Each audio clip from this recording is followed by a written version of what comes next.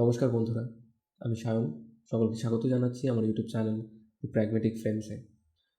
আর তোমরা হয়তো ভাবছো যে আমি কে, এই চ্যানেলটা কী বিষয়, বা এই চ্যানেলে কী হবে, রাইট? তো এই করা প্রশ্নের উত্তর দেওয়ার জন্যই আমি আজকে এখানে অ্যান্ড এই ইন্ট্রোডাক্টরি ভিডিওটা বানাচ্ছি। তো চলো শুরু করা যাক। আমি সায়ন, থাকি কলকাতা, আর কারেন্টলি আমি একজন অ্যাসপিরেন্ট।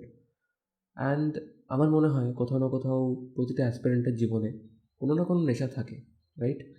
তো আমার সবথেকে বড় একটা নেশা, বা একটাই নেশা আমি বলতে পারি, সেটা হলো সিনেমা। ওকে, অ্যান্ড এই সিনেমা আমার একটা রোল প্লে করে আমার জীবনে। মানে আমি সিনেমা ছাড়া আমার লাইফ আমি কল্পনা করতে পারি না, ঠিক আছে?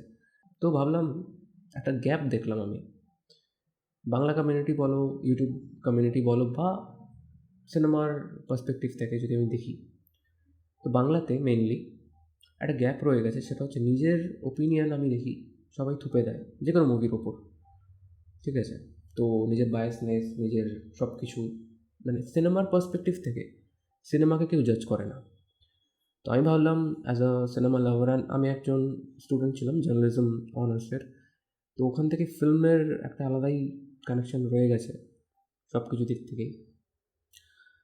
তো কোথাও না কোথাও ভাবলাম যে এই গ্যাপটাকে চলো না ঠিক করা যাক।